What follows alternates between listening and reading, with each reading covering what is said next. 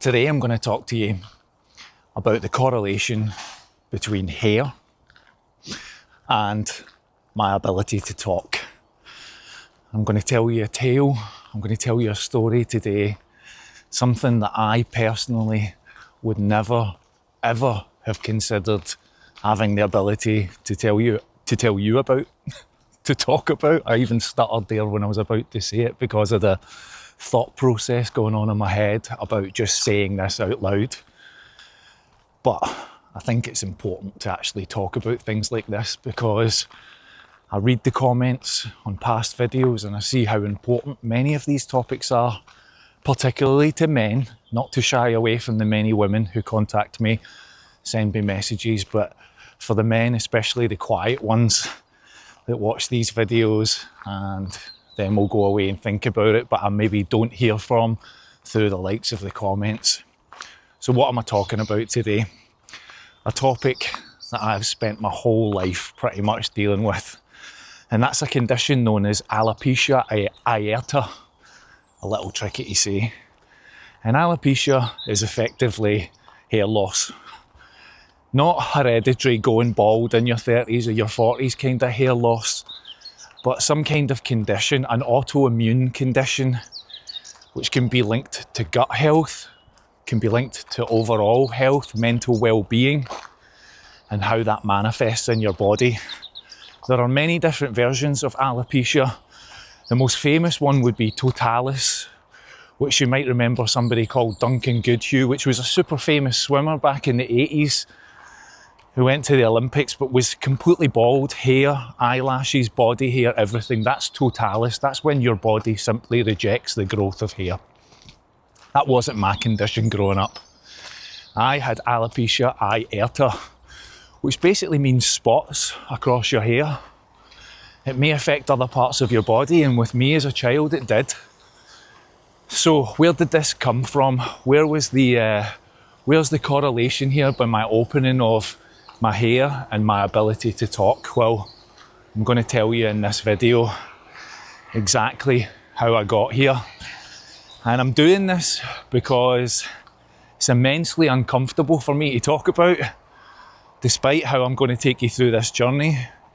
But I also really wanted to make a video to talk to the alopecia community because I follow subreddits and the likes of Reddit, and I see so many parents and I see so many kids and adults come on to that platform and post about the condition that they're experiencing, something that may have just occurred out of completely out of the blue.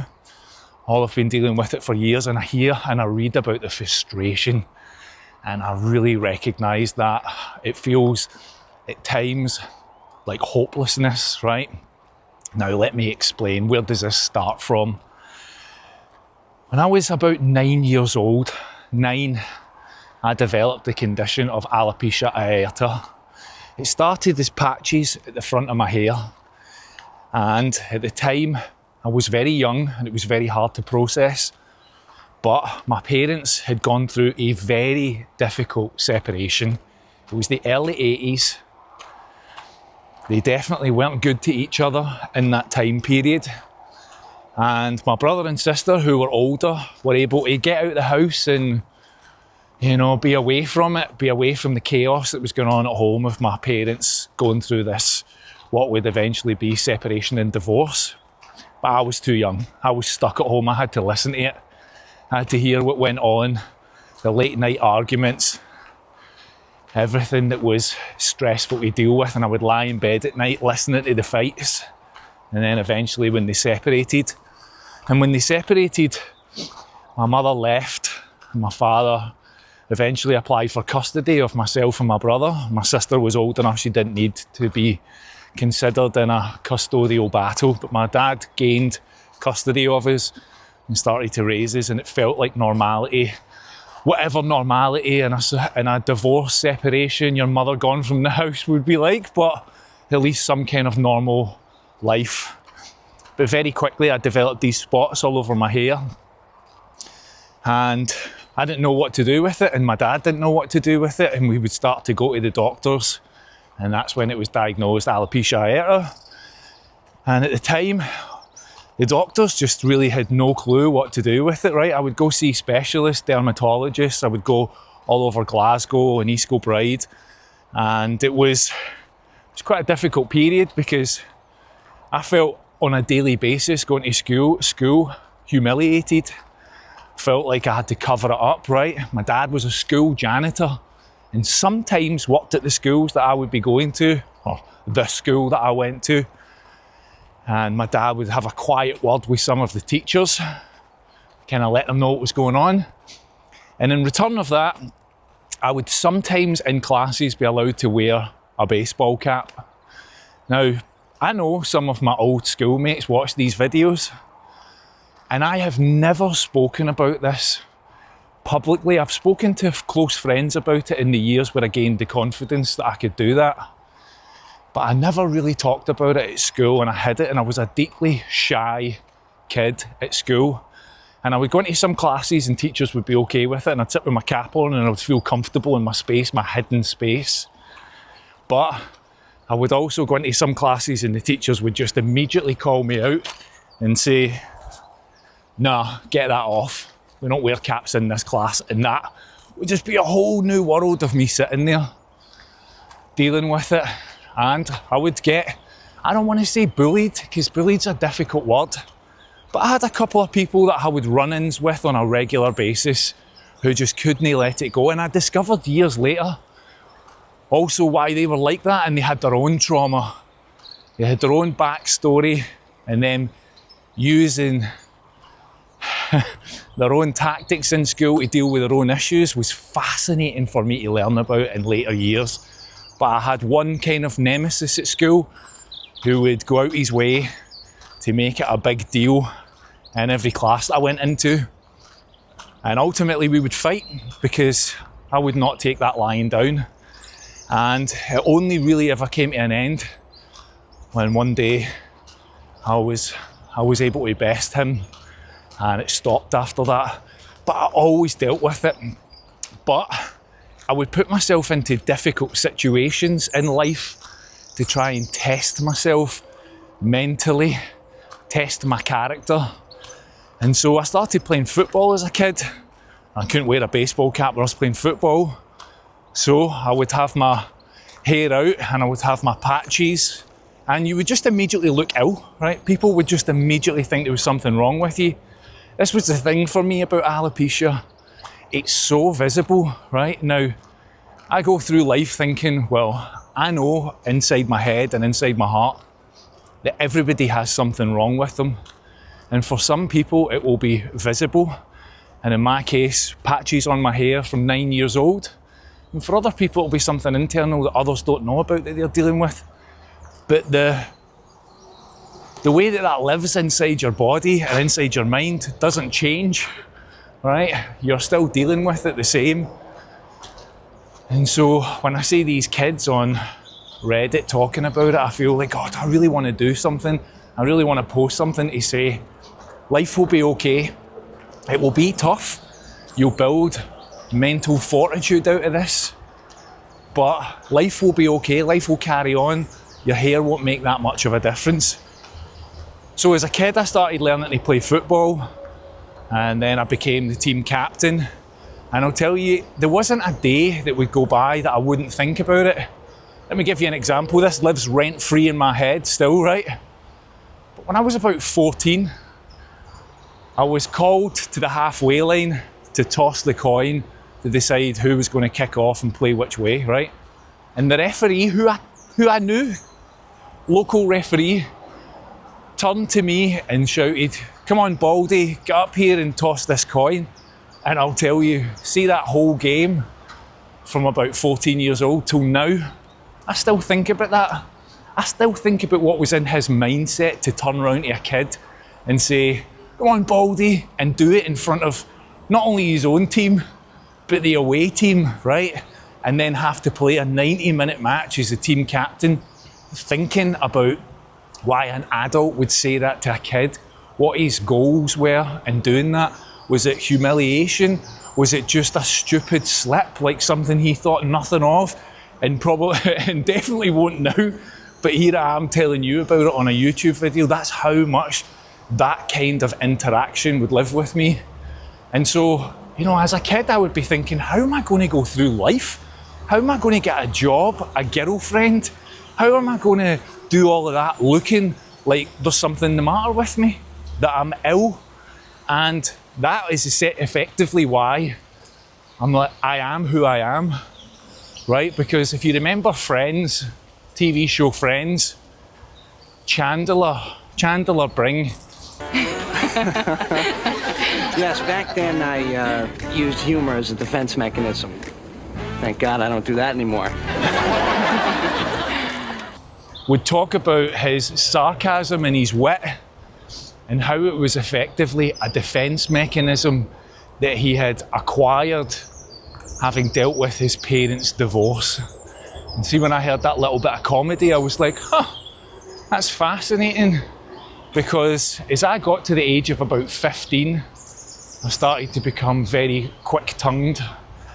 I knew that if I was getting into a bit of a situation where somebody was maybe giving me a bit of shit, if it was going to be physical defence of myself, I couldn't keep doing that all the time, couldn't keep getting into fights. And so I would turn it into sarcasm and cheek and wit, and that would give me the confidence to be this kind of openly communicative person that you maybe see in front of you. So I wanted to bring that back to the point. People message me all the time and say, so confident on camera, John. Man, if you only knew. If you only knew. So I'm telling you this now to recognise I've had to build this up over years, and I fake it. I know how to turn it on. It's one of the many masks that I've spoken about before. This is my professional or my communicative mask. And then I have my quiet, shy, embarrassed, all of those different things that I think about. And so I would go to the doctors with my dad, right? We would go to hospital appointments. And at one stage, I was prescribed 30 cod liver oil tablets a day. 30. I would take 10 in the morning, 10 in the afternoon, and 10 at night. My cupboards at home, my dad's cupboard was absolutely stacked with tubs of them, and I had no idea how kind of expensive these things were, and the fact that I was being prescribed thousands of them to try and cure hair loss, effectively hair loss, right? And it never worked. And at one stage I can remember I was sent to Hare Myers Hospital for light therapy because they thought maybe it's a vitamin D deficiency. We just need to get him out in the sunlight, and because it was Easter Bride and it was winter, there was no sunlight. So they would put me down in a ward to sit with a UV lamp on my face and my head to try and convince my body that I was getting sunshine. And I would wear those wee sunbed glasses. And then I would have to go to school, like straight after the appointment, with a bloody tan on my face and goggle marks. Like, way to make life even harder for a kid, right? So I'd get to school, I'd be sitting there and I'm like, God almighty, I look like David Dickinson. I'll put a picture. I look like David Dickinson sitting here, like I'm brown and it's January and I've not been on holiday. Now I've got to explain this to kids. Why is your face all tanned? And so by about the age of about 15, maybe 16, I just gave up on medication. I just reached a point where I was like, these guys, they haven't got a clue what they're doing. They've no idea how to fix this. They were talking about jabs in my head to try and invigorate it, and suggestions of like wearing a wig and all that, right? Made me laugh. Never went down that path. Now, my dad was a deeply loyal man. When he got a service that he liked, he never changed. My dad had a hairdresser, right? A hairdresser. And she cut my hair, my dad's hair, cut my dad's hair forever. Her name is Susan. Susan was at my dad's funeral, was so deeply upset by his passing. She almost became like a little bit like his unofficial carer at the end, because she was coming every 2 weeks to cut his hair. His hair was thinning, but it was just part of the rigmarole. And Susan As long as I can actually remember, was my dad's hairdresser would come to the house, right? Lifelong friend and a service provider and almost a care provider at the end. But Susan was also an incredibly caring hairdresser. She would come and sit with me and say, right, what can we do? And I'd be like, how can we try and cover this up? Right, and so she would cut my hair in certain ways to try and hide the patches that I would have. And then at one point I said to her, what if we dyed my hair blonde? Would that hide the patches? And she was like, right, let's do it. So that was about 15. I got my hair dyed blonde, and I without a word of a lie, then about 2 weeks of that happening, Paul Gascoigne, famous football player, he signed to Rangers and immediately dyed his hair blonde, which meant everybody that I knew was like, oh, you doing a gasser? And I was like, I did it first. Without the explanation attached to it that basically I was trying to hide patches on my head because I was a young kid trying to go out in life. And so I would go job interviews, it's all I could think about. They'll be able to tell there's something wrong with me because it would be wispy at parts, it would look like I had cancer. It's just being honest, it would look like I had cancer. That's what people would ask. If they were emboldened enough, they just come straight out and ask, what's the matter with you? What's happening with your hair? See, the second that I was involved in a conversation that was about hair, move the conversation along, and that's where my talent for speaking really matured. Because I would be great at steering conversations, directing which way I would need this to move to not be about hair any longer than it needed to be. And over those years, I lost hair on my legs, like I had patches in my legs. My eyebrows would sometimes go. And I don't know if people round about me were always like, what's he look like? What's going on there? But didn't have the balls to ask me. Or whether they just never cared. But I'll tell you, it lived in my head every single day. There wouldn't be a moment where I was heading out where I'd think, what do I look like?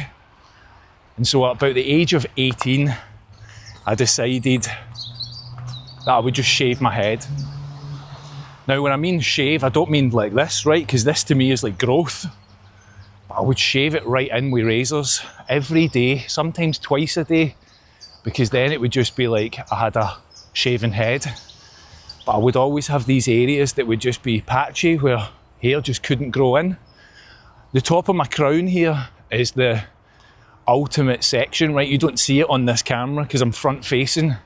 But at the back of my head, I can't grow hair, and I haven't been able to grow hair there since maybe about 14, 15, because it would move around different patches. I'll show you in pictures. But I would shave my head, and that then meant I felt a bit more comfortable in my skin with doing that. And so that's how I lived my life for many, many years. But I would put myself into situations that would make things really difficult for me, right? I would literally go out and mentally challenge myself, deliberately challenge myself to see if it might help with the psychological aspects of hair loss, or whether it would trigger something in my body as to what was going on and maybe reignite it. It didn't. It just made me feel a bit better during all of that. And what I mean by that is, when I was 18, I joined a band. Two mates that I met in a club. We started doing some dance music stuff, and I was the MC. I was the kind of rapper over the top of it, front and centre, the face of the band, the one to take all the pressure away from my mates who were probably a bit shyer than me. I was the mouthy one, of course, overcompensating for the loss of hair and being a knob at the same time. Like, I wouldn't have been a particularly great person. I've been incredibly sarcastic and incredibly biting with comments, which was all deflection away from me. And I think about that now. I live in that, and that's why I try and be as positive as possible, overcompensating for past crimes. But I joined this band and I was the MC, and we started to go and do gigs. And again, I had my hair blonde at that point. So people compared me to Scooter, MC HP, because he had his blonde hair. Oh, you doing a Scooter? No, I'm trying to cover up my bald patches, but I can't tell you about that. So yes, I'm doing a Scooter. And then also, I thought, I'm going to really test myself. I went on TV shows. Yep, some of you might know this, some of you might not. I was on Golden Balls with Jasper Carrot. I applied to go on it, knowing millions of people would see me. I'd be on the telly show. How would I hide my hair? I couldn't. I would just have to deal with it. And all of that was me testing myself as to whether I could overcome my own internal fears. And would this be the one thing that would trigger a cure inside my body? It didn't. And then in all those years, I've carried on working. So I've been in a band, I've been on telly, I became a DJ, and I started traveling the world. And again, I would do all of that, thinking constantly, do they think there's something the matter with me? And if they bring up hair, how am I going to deal with that? Most of the times, honestly, never came up and it never mattered. But I started to reach a stage where I thought, I need to start talking about this a bit more. And so I would do what I'd never expected before, which was talk openly to friends. Tell them, yeah, this is going on with my hair, trying this and trying that. And it led me to then thinking about things like diet. Because in everything that I started to read, alopecia, autoimmune condition, gut health. And so it wasn't the deciding factor, but it was a factor in me doing things like giving up alcohol, moving to a carnivore diet. And I say this because I got a really nice message from somebody on my video, the F'd at 47 video, saying, you know, the carnivore diet, have you thought about plant-based? I didn't move to the carnivore diet because I thought, oh yeah, man, must eat meat, or I'm, you know, a human and I must consume other animals. It wasn't that at all. It was just that I heard that it was really good to take things out of your diet, processed foods, sugars, everything else, that may be triggering the autoimmune condition, because your gut and your gut health is so important to your whole system. Your gut, as Yvonne tells me, is your second brain. Your brain here, and that's your second brain. And that controls so much what's going on in your body. So I actually did go plant-based for a short period of time to test out whether I would have any success. And then when it didn't, after maybe say 6 months, I would pivot to trying something else, because the determination to try and see if I could just grow hair in and completely fill my head was so fascinating to me that I would then have the determination. Good morning, how you doing? You all right? Yeah, yeah. Yeah, all good, thank you, thank you. I would then have the determination to see things through, like, you know, abstaining from alcohol or changing a diet for a period of time, because I would think inside my head, this could be the thing. This could be the thing that fixes it, so you need to be honest to yourself. So I would be honest in my exploration of diet. And carnivore just happened to be the one that seemed to deliver the best results for me. I'll show you some pictures, right? I'll show you what my hair looks like when I grow it in and when I don't. And up until recently, I had a patch at the back of my head, which was there for about 2 years, and it's completely filled in. My hair now is probably the best it's ever been, but still this bit of the crown now. Here's the debate about that. I might just be bald at this stage. I'm 47, I've no idea. But since a very, very young age, I've never had hair at the top of my head, at what you would class as the crown. That's typically where guys start to lose their hair. Oh no, I'm going bald, my crown. Aye. I know that feeling, mate. I've been dealing with it for a very long time. And me saying to you, oh, don't worry about it, honestly, it's not the worst thing in life. Probably will sound quite shallow or easy enough to say. Try doing that from when you're like 12 years old. That will shape your character. All right, let me have a little look. And so I met Yvonne, my wife. We've been together 30 years this year. She never cared, never had an interest. Just whatever you want to do, you do it. Shave your head, go for it. Dye your hair blonde, go for it. But honestly, John, I don't care and I don't notice. Didn't sit like that inside my head, right? That to me was just like, yeah, sure, of course you notice, everybody notices. Most people don't care.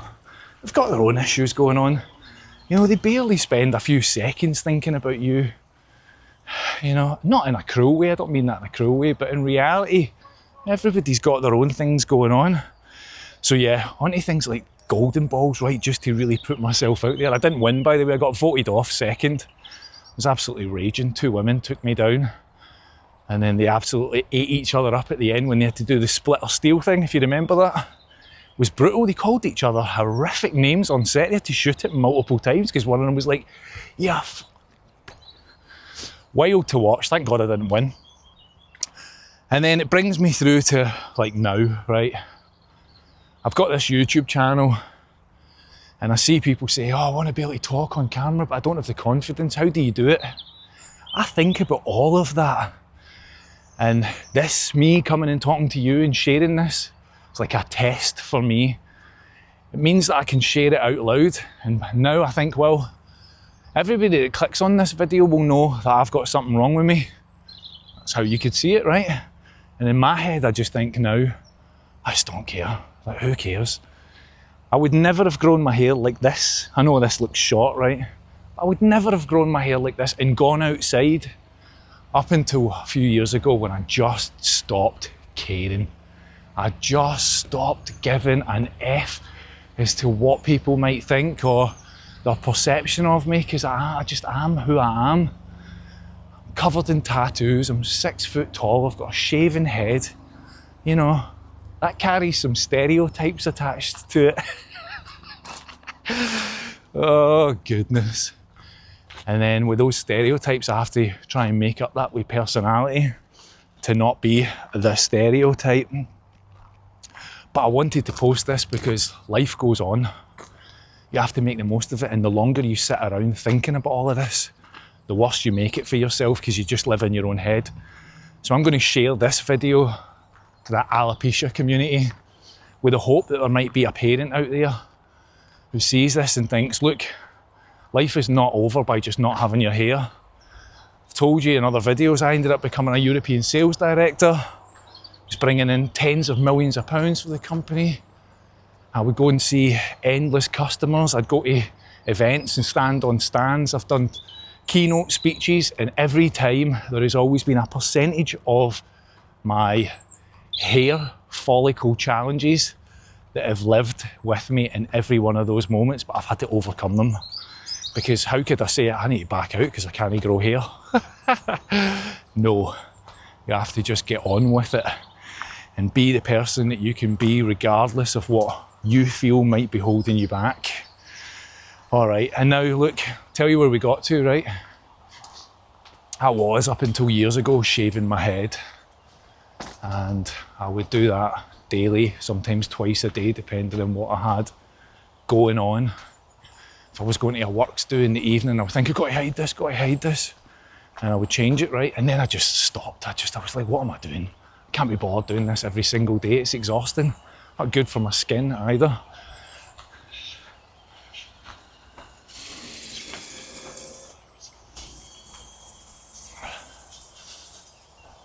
Sorry about that pause. Sorry to get by that guy with his drill. Anyway, and so I'll tell you something to close this off, right? In all of that, it must have lived in my dad's head rent-free as well, right? He must have been thinking the whole time, oh, my son, this condition, right? Always living with it. Because I genuinely think it was triggered by a stress moment. And that stress moment was divorce. And that lived with me, it still does now, right? And so when it would come to Christmas, every Christmas, my dad would buy me things like, I would say to him, don't get me, I don't need anything, Dad, I'm comfortable, I've got everything I need. But he couldn't not get you a gift. So he would buy me shaving foam and a big pack, like a year's worth of razors, because he thinks I would be shaving every day and I didn't have the heart to tell him. I don't need them, Dad, because I just didn't want to tell him it's another gift that I don't want. Because I knew he just wanted to get you something, right? But he would buy me razors. And see, when he passed away, last year, when we got to Christmas, obviously there was no gifts this year. And I joked with Yvonne, I said, oh well, no razors. And in the bathroom, there's a cupboard that opened up. It looks like I run a Gillette, a Gillette distribution centre, a Gillette sales factory out of my bathroom cupboard, because that's where I would store all the razors that my dad would get me, and I didn't have the heart to say stop. But I said to Yvonne, oh well, I guess we'll need to work our way through these. And Yvonne said to me, you know why your dad did that, right? It's gonna be hard to say. And I said, no. She said, it's because he felt guilty. He felt guilty over your whole life dealing with alopecia. It's those little things that make you upset, isn't it?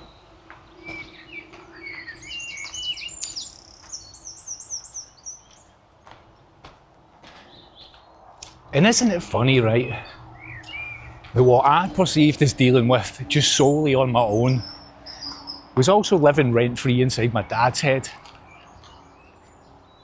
because he probably shouldered a lot of the responsibility, a lot of the feelings and thoughts around that, his whole life as well, the rest of his life. And so, you know, sitting with that over Christmas, that's when it started to turn in my mind. I was like, I need to find a way to talk about this. And I'll be honest with you, I was genuinely going to start a different channel and just be completely kind of anonymous on it. I was going to make it like a faceless channel to talk about like alopecia. And then I was like, no, I'll just do it as me, but I'll be separate from my John's talk. And then I thought about that as well, and I was like, what kind of a person are you where you have to kind of hide one thing because you're so uncomfortable with it? So when I read that post about the plant food thing, I thought, this is a good opportunity to pivot this, right? Because I didn't go carnivore because, like I say, I'm a meat eater, I must eat meat. It was literally a gut health thing. And I'm not exclusive to carnivore. If I thought that there was maybe some positivity or a way through with another style of diet, I would try it. It's what keeps me honest on the drink thing, because I'm like, is it linked to alcohol? Is it the sugar in the alcohol? Is it the sugar in the sweeties? And that's why I try and clean my diet up as best I can, because I've seen some results from all of that. I've seen progress. And that's why I choose to do those diets, because I think I can tackle this in a different way. So look, I think I've gone through all of the notes. I don't write a script, I just write bullet points, and I come out and think, hopefully I've tackled everything that I wanted to tackle here. But my point was just to kind of share this to the wider community, because I feel like, you know, if you're watching this and you're thinking, I want to start a YouTube channel, but I'm not comfortable with this, I don't like doing this. Let me tell you, I tackle all of that in every one of these discussion points. And in every one, there's always something in the back of my head, like, oh, that's a topic, but it'll be uncomfortable. This is the most uncomfortable topic I could ever document on video and share with the public. This is my one thing.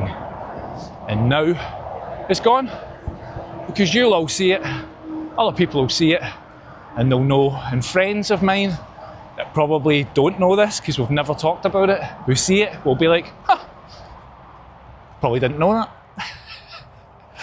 And that's how easy it is. Thank you for watching today. Another long one. I'll try and do the next one as a little shorty.